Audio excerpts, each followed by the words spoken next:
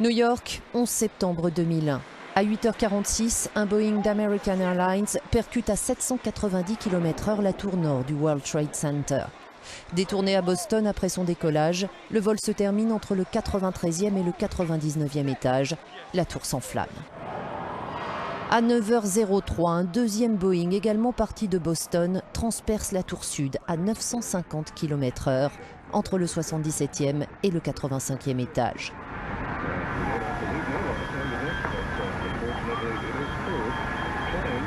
En 102 minutes exactement, les États-Unis vont connaître toute une série d'attaques. 3000 vies sont fauchées, l'histoire bascule.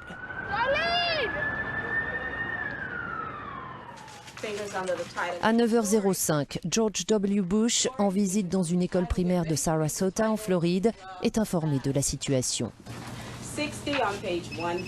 Un deuxième avion a frappé la deuxième tour. Nous sommes attaqués, lui glisse-t-on à l'oreille.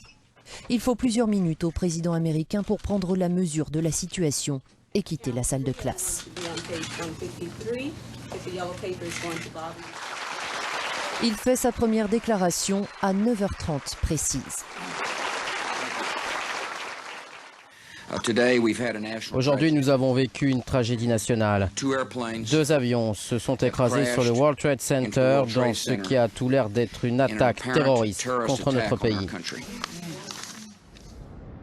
7 minutes après son intervention, un troisième Boeing, le vol 77 d'American Airlines, s'écrase contre l'aile ouest du Pentagone à Washington. Des centaines d'employés sont en train de se rendre sur leur lieu de travail et assistent au drame depuis leur voiture. Parmi eux, Cheryl Rayfield. Il y avait un avion qui arrivait de la colline juste entre l'autoroute et l'annexe de la marine. J'ai immédiatement compris de quoi il s'agissait. Et oh mon Dieu, ce n'est pas possible, il faut qu'il s'arrête. Mais il continuait à se rapprocher, parallèle à la pente de la colline. Il a accéléré et ses ailes ont vibré. Je crois avoir vu du mouvement par le hublot de la cabine de pilotage. Il a accéléré et a foncé dans le bâtiment. Pendant ce temps, à New York, la situation est dramatique. Les tours jumelles continuent de brûler. Pris au piège et désespérés, des gens se jettent dans le vide.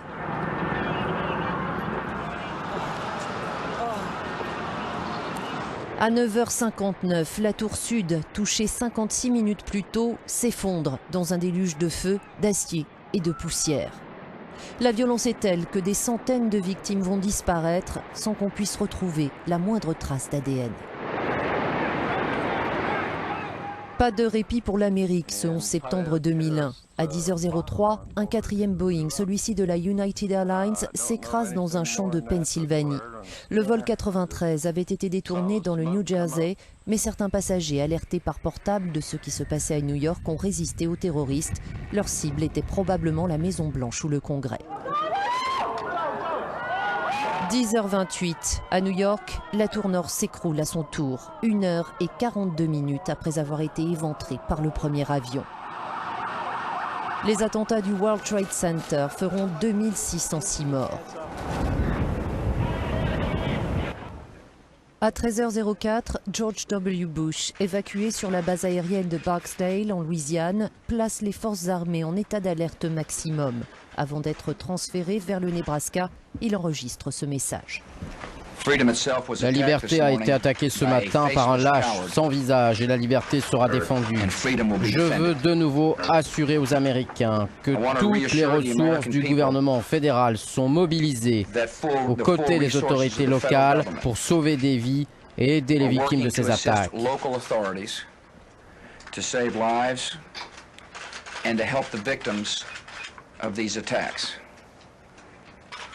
Ne vous y trompez pas. Les États-Unis traqueront et puniront les responsables de ces actes lâches.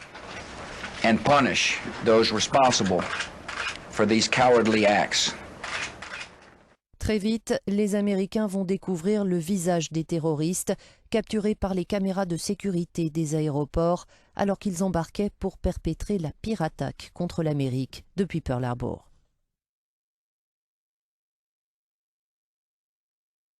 Trois jours plus tard, le président Bush est sur les ruines de Ground Zero. On a du mal à vous entendre.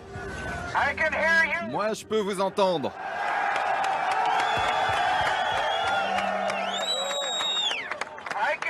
Je peux vous entendre et le monde entier vous entend. Et les gens qui ont détruit ces tours vont entendre parler de nous très bientôt.